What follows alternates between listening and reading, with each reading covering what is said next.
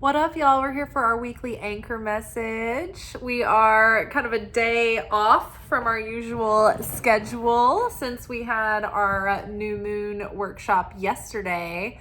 So the new moon in Virgo workshop is fire. You should definitely go watch it. And this new moon in Virgo launches us off into the month of Tashua, which is our month long of preparation, getting ready for our spiritual new year. And so during the month of Tashua is to return. This is a month of atonement. So we think back over the previous year at what we want to change, right? You know, the general term is where we've sinned, right? But sin is a very, like I said, general term. So let's get more nuanced, you know. Sin's also a very loaded term. So let's unpack that a little bit, right? Like, where have we missed the mark? Where have we been unconscious? Where have we lacked awareness? Where have we, been destructive? Or where have our wrongdoings been? Where have we had shortcomings? And where do we want to rise above those and grow beyond, Where do we want to evolve and transcend? Where in our lives do we want to forgive and let go of bitterness that we've been holding on to? How do we want to overcome our darkness and overcome our fears and our insecurities and our lack? So we think about all of these things that we'd like to bring forward if we have a spiritual new year and we get to wipe the slate clean and get a new soul and try again, to be our best self and our highest self and shoot for that destiny, What does that look like? And so we bring these sins or the things that we want to correct for into confession. And then we make amends and we atone for these things. And then we make a vow to change, to do better, to make the transformation. And so once we get to Rosh Hashana and the ritual and the fasting and all of that is going on, we're already prepared. We've already studied. We've already got all of our prayers ready and already in our heart. And then we can just let go during the ritualing and really connect with the light and just trust that everything is, you've got everything in your consciousness, so you don't have to hold on to it so tightly. You go through the ritual and you get lost in it, right? But we want to prepare so that, come the next day or the next week, we don't go right back into those same patterns, right? We can use the momentum of the ritual and the holiday and the extra light of the creator that's available to us during that time to really overcome, long-held patterns in major ways. So some of this might already be happening for you, because what prepares us for the month of Rosh Hashana, or the month of Tashua, is our summer Mercury Retrograde that usually happens around like Leo Cancer season. And so Leo Cancer season on the Kabbalistic calendar is one of the most, it's 3 of the most difficult weeks of the year. It's very tumultuous, and it has us going in deep into our personality and looking at our pridefulness and our ways of being too sensitive and things that the shadow aspects of Cancer and Leo. So this gets us delving in already, raking up the material, right? What do we need? What are we ready to transcend in ourselves? What's too heavy to carry around anymore? And so it's like we get this it's like you're prepping to study for the bar exam kind of thing. So all that's been going on. That was our new moon on Monday. And so normally on Tuesday, I'm filming our weekly manifestation oracle message, but I wanted to catch us up with our weekly anchor message, which are our spiritual assignments for the week, because they really hone in on a specific pattern, and it's really, really awesome. So I would suggest reading the description box below, because I've cut and pasted the written ideas that I had prepared for Instagram. And I think that they're going to cover some different material that I won't be talking about because I've had a day away from it. So I'm just going to wrap on what we've got in front of us. So the New Moon in Virgo workshop did go deep into the overview of the overhaul that we've been doing inside and the kind of invitations that Virgo and all of these recent Venus aspects have been sort of inviting us to go in this direction of growth. And also the aspects that Saturn has been in retrograde, and there's been some really major things going on that have been tying in to this culmination of next level self-reflection and accelerated evolution that we've all been going through. So all that to say, really watch the New Moon in Virgo workshop. I think that'll be very profound and helpful, hopefully. Okay, so let's get into it. So this week's lessons, over the past few weeks, between our romance oracle messages, our manifestation messages, and then our weekly anchor messages, there have been a lot of attention pointed at father healing, at mother healing, and at healing our inner child. And this has been the key focus in unraveling patterns that have been causing us to go into unconscious self-defeating tendencies and things that have held us back and created blocks in our life. So this reading is honing in on the specifics around some of that. So first we've got Mother. The Mother card came up from the Wild Unknown Archetypes, followed by the Creator,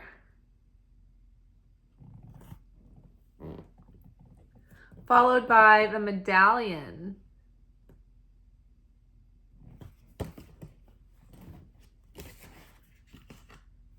and then with the Mother card, we've got the Star card here.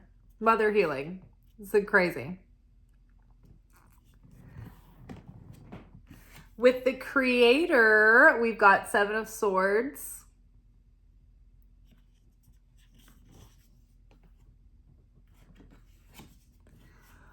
With the Medallion card, we've got Queen of Cups. And at the end of the reading, we got a bonus. We've got the Seed here, and then the Moon came up. So literally, these cards really say it like it is. I'm just going to go through real quick. It's mother healing is being highlighted. The Star card is healing. It's about healing deep, long-term karmic tikkun issues that actually unblock whatever it is that's holding us back from moving into that higher destiny and seeing long-held dreams and lifelong goals being realized. Tikkun is soul correction. So it's the assignments that we take with us through lifetimes, and we have the same soul. And so over lifetimes, we're working on perfecting the soul. And so some lifetimes we have to deal with anger and fear and certain prejudices, maybe. And in other lifetimes, maybe we have poverty to deal with and judgment and criticism and lust and addiction, whatever it is. But in different lifetimes, we have different aspects of the soul that we are digging up that darkness, and that's basically our life themes of our struggles and our challenges. It's centered around that. Our life's themes and struggles and challenges are designed to aggravate the tikkun, to bring it up so you can see what needs to be transformed and healed, and you can work on that. It's actually a favor. It's actually an opportunity when life brings you things that disturb those weaknesses in us. So it shows, okay, these are your vulnerabilities. This is where the opponent can get in and use this against you. So we're highlighting it with discomfort so you notice it, so you are aware it's there. So you're oh, I can do something about this. It's to empower us rather than punish. So that's Tikkun healing in a nutshell. Like where we're born, who our parents are, the ways that our parents are hard on us or not hard enough on us, and all of those things, all the challenges are pre-factored in, and they are pre-installed to enhance our rage, our victimhood, our whatever it is, those darker tendencies within. You were given the parents and the key, players in your life to activate those wounds in you and trigger them so that you can bring them forward and heal you. So we're all assigned these different roles for each other. So Tikkun healing is always going to involve mother wounds and father wounds, major ones to overcome and accept in this life and move through and transcend. And so not only do we have maybe ways that our parents were insensitive and hurt us in obvious ways that they gave us these wounds, but in other ways, this is like saying a mother wound and a father wound is a generalization of saying archetypal paradigms that our parents demonstrated to us when we were younger, that we absorbed and we created beliefs and like defense mechanisms around, and then grew up with that subconscious programming running, whether we realized it or not. So this week, I feel like something is going to offer us an opportunity. The new moon in Virgo, the seed level, the moon. So the new moon is the seed level of the month. It always occurs like near the beginning of the month. But in the Hebrew calendar, like we refer to whatever month we're in as like the new moon of the month. So this is called the month of Virgo right now. Whether the sun is in Virgo or not, it doesn't matter, because the seed level of the month was the new moon in Virgo, right? So we've got the seed card here with the moon. So the moon, this Virgo energy is the seed level of the month. So these themes are going to be playing out throughout the month. So the moon is revealing to us or taking us through this stage of digging up certain programming and operating systems that came from the mother's DNA, the mother's side, generational things from the mother, and the ways that our mother was growing up, like the way that we witnessed our mother as we were very young children, like the way that she would handle things, the way that she would perceive things, all of that stuff sunk in, and it made impressions, and it basically wrote an operating system that has been on our hard drive, right? And so now, as adults, as awakened people, we can pick and choose what applications we want on our hard drive, right? And so it's up to us, though, to take the hard drive and purge it of all the old programming. And so that's what we're doing now.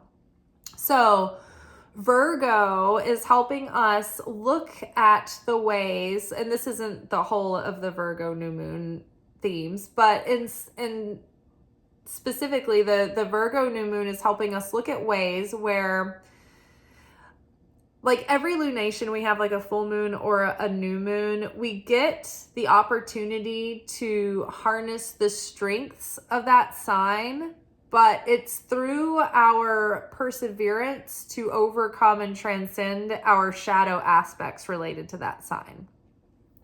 So in the good higher octave of Virgo, like they're so good. They're so detail oriented. They're good for goodness sake. They have good quality. They do quality work. They pay attention to detail. They like for things to be done properly. And they are perfectionists, which can be nice and great, but it can also be a shadow aspect and something that holds them back. And so this particular perfectionism wound, I think that most of us carry this one around that I'm about to talk about, and it's a divine feminine wound that prevents us, it wounds our ability to receive as the vessel. So the light is the masculine energy, and all of mankind, it represents the feminine. We are the vessel here to receive the light. So if we have like a divine feminine energy that damages the vessel from receiving, then we cut ourselves off from receiving our full potential and full blessings from the light.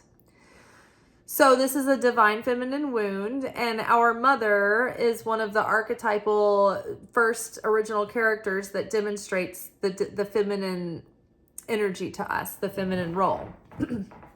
So basically, the specific...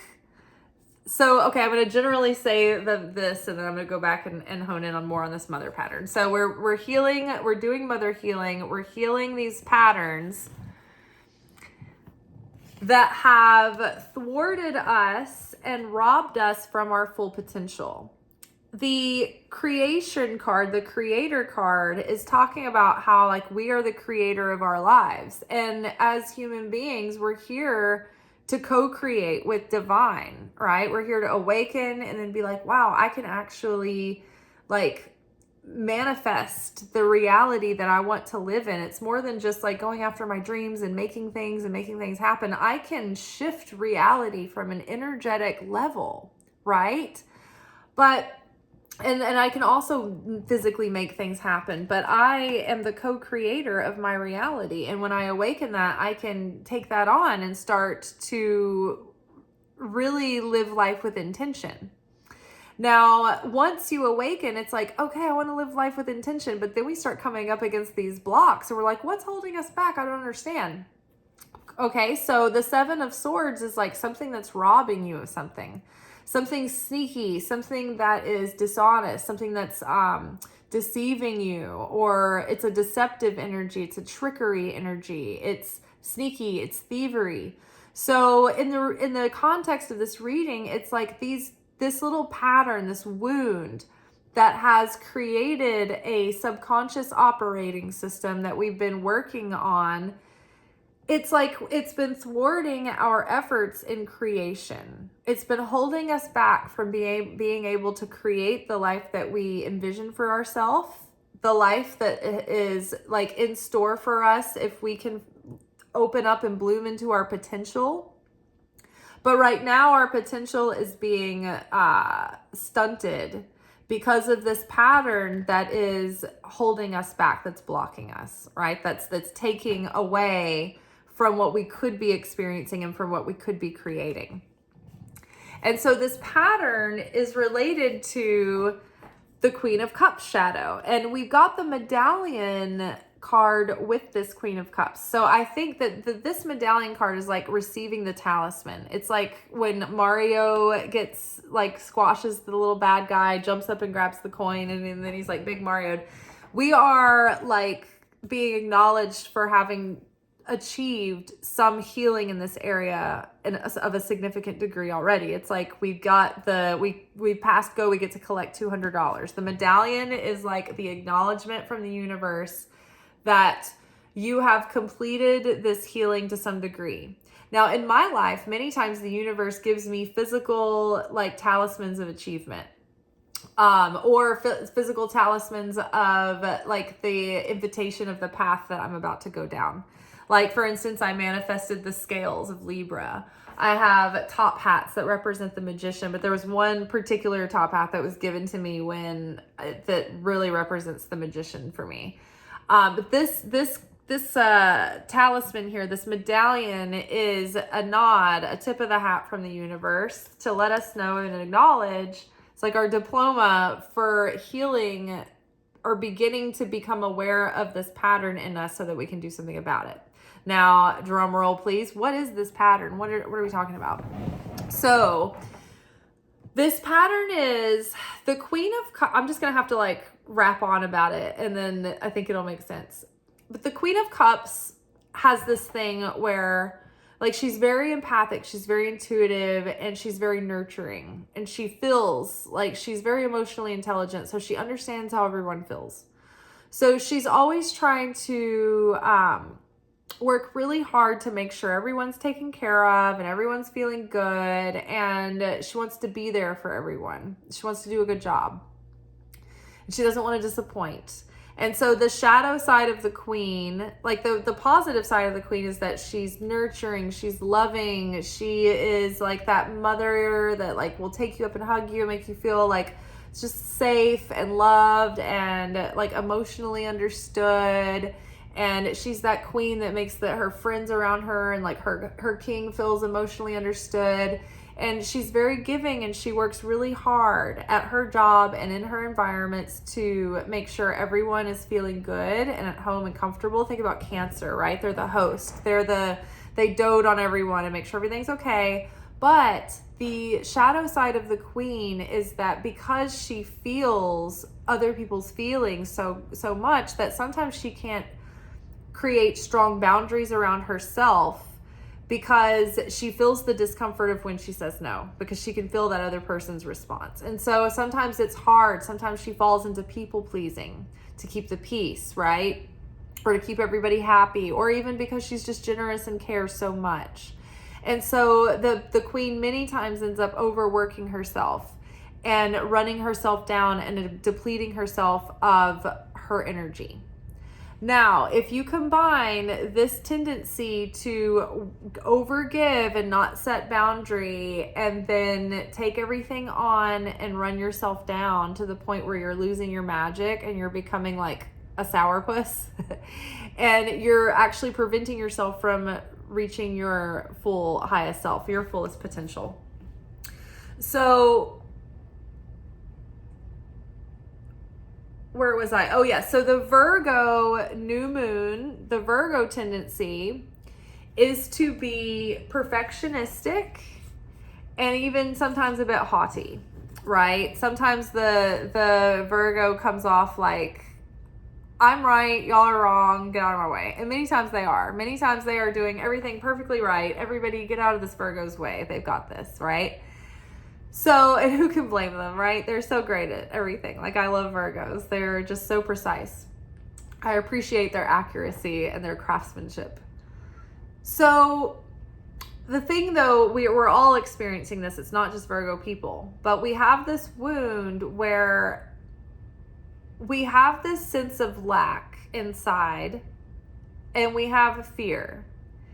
And so we try to be perfectionistic as a defense mechanism, right? As a way to feel like we have control over our lives that we don't really have that much control over. We have control over how we show up, but we don't have control over all the variables and other people, right? So sometimes fear leads to a tendency to become very controlling and perfectionistic. And so sometimes within that perfectionism, a person can't delegate, or they can't let others help, or they can't even receive support from the universe because they're controlling and micromanaging the details to the point that they exhaust themselves and they push away support from the universe. Whenever the universe is trying to send us a gift or support or help, we need to accept that with appreciation and humility and gladness, and keep bringing more of it. Keep bringing more of it. We can fine tune it as we go, but bring it on. Bring on the help. Because, and so before I go into that point, and so if we start saying, no, I can't accept your help. Sorry, don't open that door for me. Oh, I've got it. Oh, this old thing, I can't accept a compliment, can't accept help, can't accept gifts, can't accept charity. We don't accept charity. All of those things, like, I don't accept anything. You don't need to help me. Don't fuss. I don't want to be a bother. Whatever your reasoning is for rejecting the support, you're closing your vessel. And that is the wound right there. The result of the wound is that the vessel is closed off and it can't receive. You're refusing to receive. Well, back to the masculine energy of the universe, right? God, creator, is the light. That's the masculine energy trying to share with the vessel. The vessel's job is to receive. Masculine energy wants to share. Their primal purpose is to share, is to give, is to provide, is to protect, is to take action and do for the feminine energy that is there to receive and accept. So if we reject the masculine's effort to help us by being judgy or overly critical or overly picky or overly micromanaging or getting mad at the person because they didn't do it right, then that causes them to shrink down, be scolded, feel like, ugh, like it's just like you're getting scolded and rejected for not doing it right. It brings you a feeling of shame, a feeling like you've disappointed. Then you're angry and you're like, why aren't you grateful for what I've done? And so it rejects the masculine, it rebukes them, it makes them feel abandoned and rejected. And so this is the thing about feminine and male dynamics too, is that any small thing that the masculine is trying to offer you, do for you, give to you, you should just receive it gladly. Like, who cares if it's right or done perfectly? Just receive it gladly, because they'll be so excited and they can take direction a little later, right? Like, you can hone it in over time, but just be appreciative, because it makes them feel empowered and full of purpose, and it excites them and it gives them strength and motivation, right? And so this is good. It makes them feel in their masculine energy, in their healthy masculine. So when we are thinking about the cosmos, when we are wanting to have that divine sacred union of the cosmos, we're wanting to be able to balance that masculine and feminine energy. So one of those things that we need to do is become in our healthy feminine ability to receive the support from the universe, right? Be appreciative. When you bless God out loud, it sends you even more blessing. Like, you are even under more protection, more blessing, more flow, more abundance.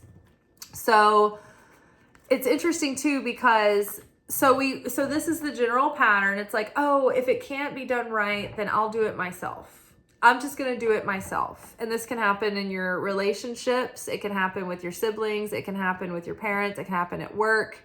It can happen with your wife, husband, significant other.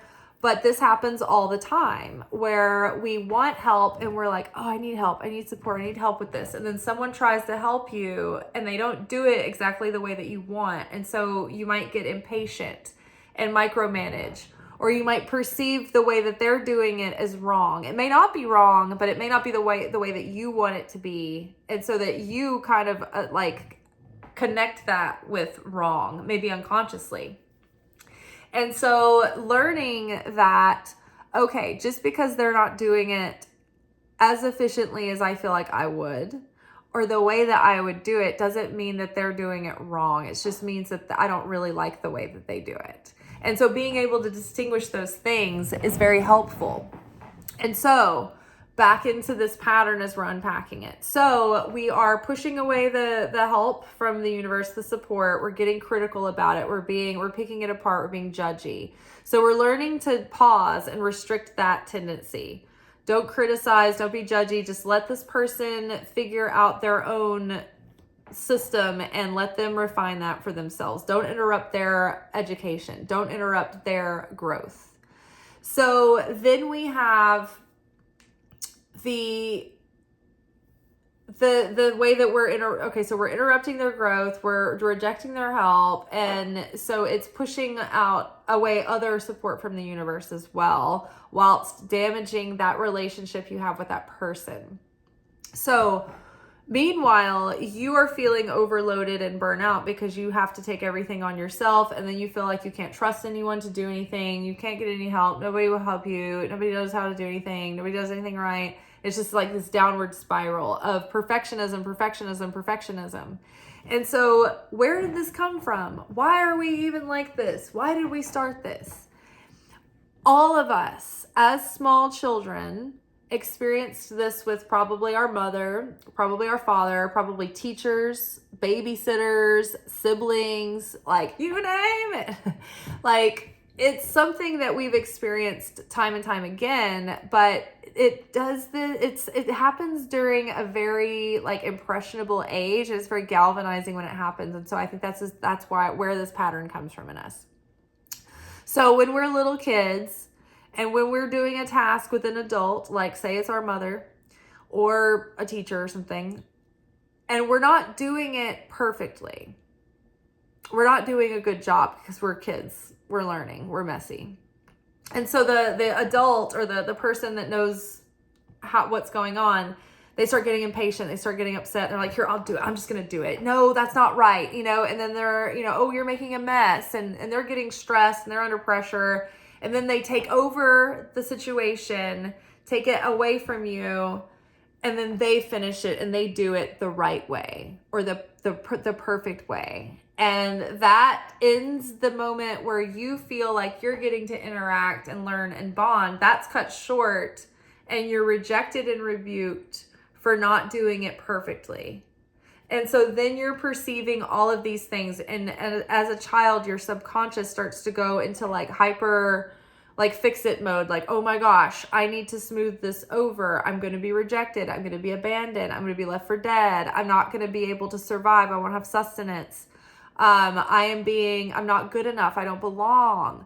You start drawing all these conclusions. And so you become hyper vigilant that things have to be perfect. Things have to be done right, or else, right? So then we grow up and we go into our professions. And sometimes it really is a matter of you've got to get this right. You can't make a mistake or you're going to be fired. It was occurring to me over the last day or so of thinking about this reading. I worked in film for 13 years, and you have 12 hours of your wherever you are that day to get it done. And sometimes you only have a few hours at a location. Sometimes you only have a couple of passes at a take or something like that, or only a couple of versions of a prop, right? Or you're sent out to find these things and they have to be right. And everyone's waiting on you to get back to set. And you're out in the world, on an errand, driving distances. And everybody's like, when are they getting back? Did they find the exact thing that we need? You're like, so there's very little room for mistakes. And so for 13 years, it was the big ask was well, you have to execute it perfectly the first time. Don't make any mistakes and don't break anything. Put everything together perfectly, make sure it functions, because everything's too expensive and there's no time for mistakes, no time to waste.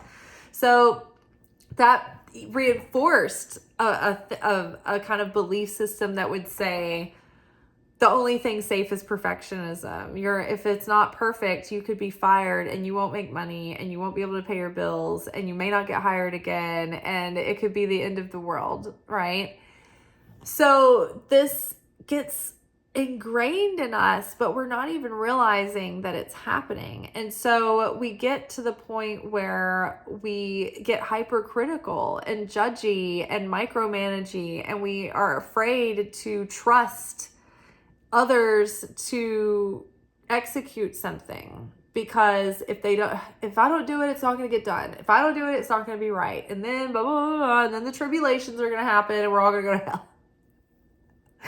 So this Virgo new moon specifically, it's touching Venus in all these different ways. There's so much to do with relationships and home and security that I think that there's this theme here coming through of healing that pattern in us that robs us from healthier relationships and more support and more blessings, because it puts us in a sour state and it closes off the vessel. So it's not like we're picking and choosing what we're closing ourselves off from. We're just closed off.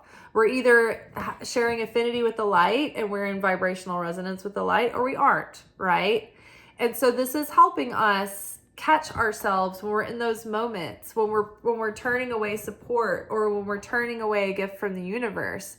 Or we're not appreciative enough because we're perceiving it as not right, because it's not the way that we perceive right should be, so perfect, whilst it is great to strive to do your personal best, and perfection is something that we can aim to, it's not the end of the world, and it's not the ultimate end all be all. And so we should be able to accept our imperfection and be fine with showing up the best we can, and without getting lazy and resting on our laurels. It's a little bit of both, but we have to open ourselves up to accepting help and accepting what the universe is trying to give us, and accepting what the universe is offering and opportunities that are offering without looking that gift horse in the mouth and getting hypercritical about the form that it shows up in,